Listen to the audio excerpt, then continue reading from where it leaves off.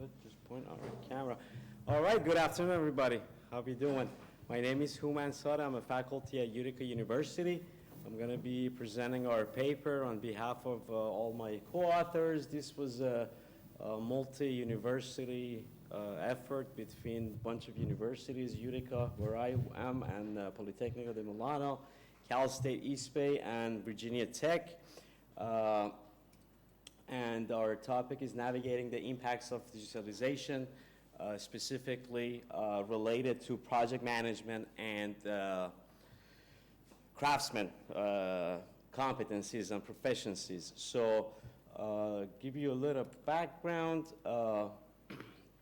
As we know, the construction is going through digitalization, and there are lots of new technologies such as 3D printing, augmented reality, robotics, wearable technologies, and so on and so forth.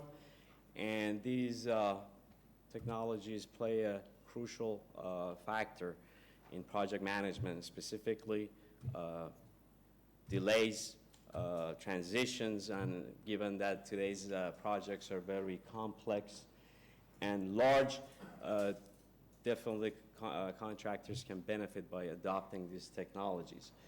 And the adoption rate varies, obviously, and as we know, construction historically is one of the industries that lags other industries, specifically manufacturing and others. But recently, there has been a movement towards adoption. So in the literature, most of the studies that we have focus on barriers or benefits of these technologies, but there are no comparisons in terms of skill set when it comes to project management skill set and your field crews.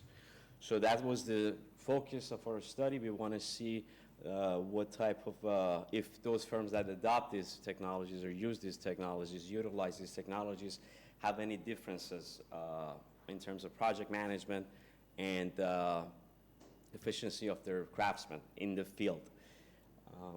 This was a part of a larger study. We were doing research on workforce development that included other factors, but for this conference, we specifically chose these technologies related and how they relate to project management and the field crew. So, three research questions. Number one was we want to see what the competency levels were of the contractors. The study primarily focused on the U.S. construction industry. And then we want to see what the patterns of the technology adoptions were within these firms, what they're using, what they're not using. And then lastly, we want to see if these skill sets within each company there was any difference between the skill sets depending on the types of technologies that these firms utilize. So this was a survey instrument. We distributed this questionnaire on 3 campuses during job fairs. We have typically, each campuses have job fairs for construction management students once a year. Larger institutions have twice a year. So this was a great opportunity for us to distribute the questionnaire and get a good response rate. So we did it on Virginia Tech campus, Utica, and Cal State East Bay. We had I believe off the top of my head, we had 140 responses, and out of which 96 were usable. So the response rate was approximately 68%. A little bit of the background of the respondents. Most of the firms were, you could say, large in terms of, especially for U.S. firms. As you can see, about 20%, about 60%, a little bit less than 60% had over 250 employees. Only 8.3% were smaller firms, and then the majority of the companies were contractors, general contractors. We had about 19% subcontractors, and about 5% consultants or owners rep. And then they all were mostly, again, high revenue firms. As you can see, majority of them, 34% making over $500 million a year in terms of revenue.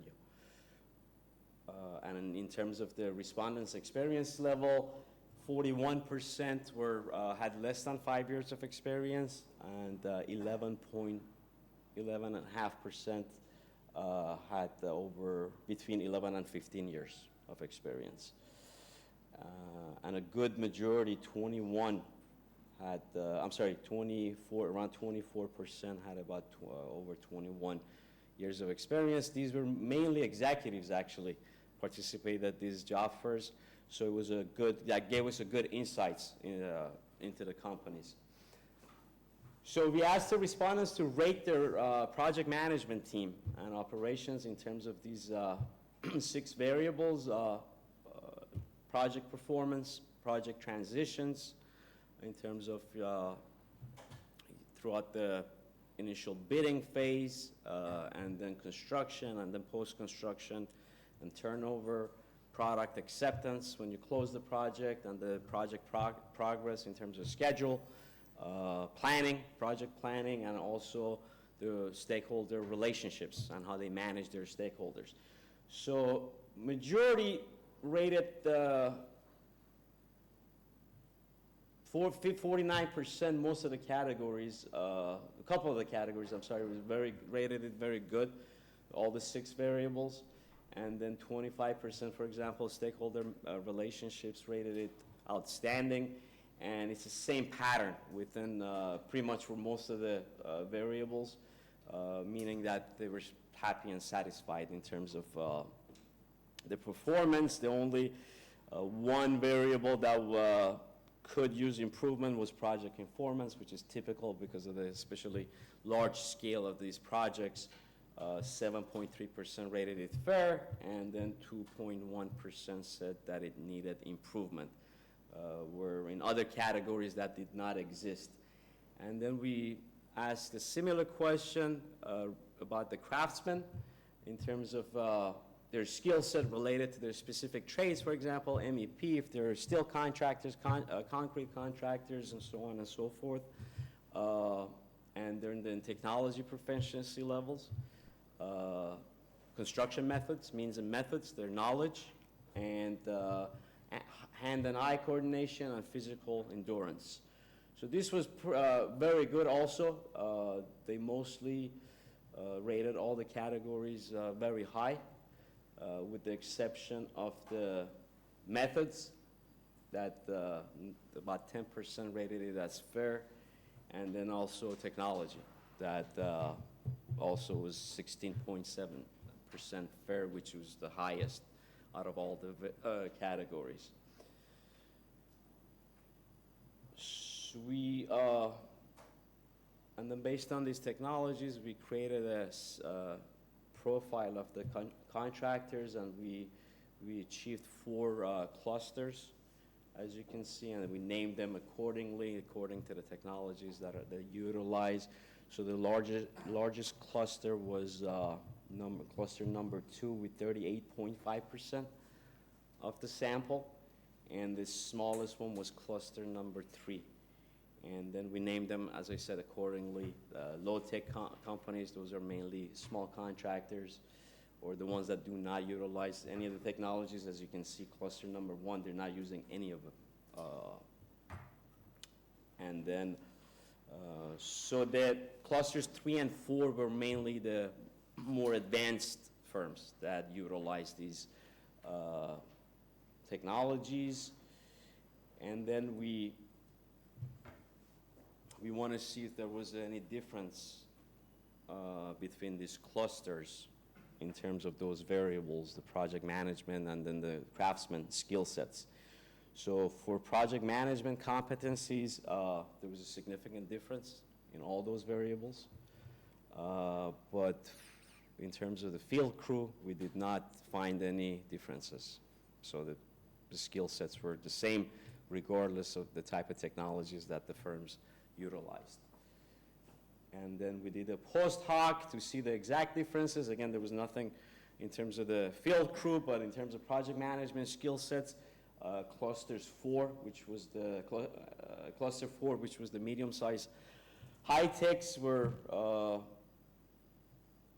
outperforming clusters 1 and 2. Those were mainly the low-tech clusters that we had. If you want to go back here, the traditional low-tech, it was the cluster 1, and then cluster 2 was the selective adopters that had high revenues.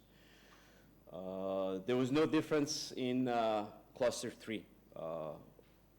We did not detect any differences in cluster 3 in comparison with the other 3 clusters. So, summing everything up, almost out of time. So we found that technology usage was not uniform. We found that it was basically had to do with the type of projects that the firms were handling at the time, or their special needs specifically. It did not really have to do much with technology. Again, it was based on their specific needs of each company. For example, 3D printing was utilized 100% by high-tech innovators. So was GIS. And then robotics did not have a high percentage. It was very limited. So did wearable technologies. That was pretty much low, with the exception of those high innovators.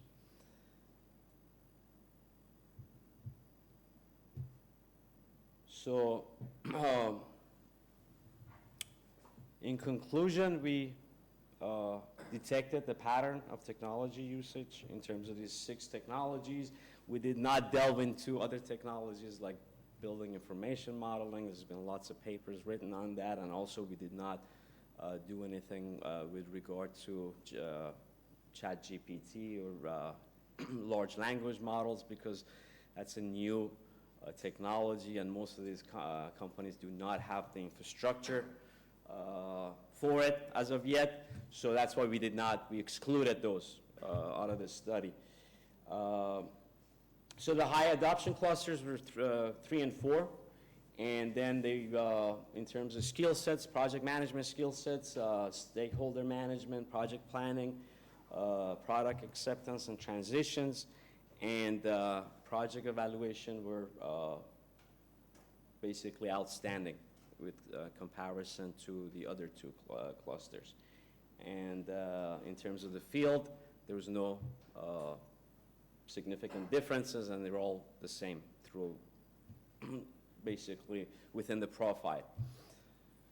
The limitations of our study, it was a self-reported results, so bias obviously is involved. And then the fact that most of the firms were larger firms, were high revenue firms. That also is one of the limitations of the study. So this does not cover the entire market, if you will. And sample size 96 is decent, but still somewhat small to get a good sense of the entire industry. So future studies should focus on more diverse range of samples. And internationally, again, this was only related to the specifically United States. Other countries have different conditions and in terms of technology adoptions and solutions. And then future studies, maybe they can conduct another study in a couple of years to see the adoption rates or difference and the improvements that have been made. And also qualitative methods are recommended to get better insights of the reasons and then why certain firms decide to adopt certain technologies and certain firms do not. And with that, I'll be answering any questions you may have.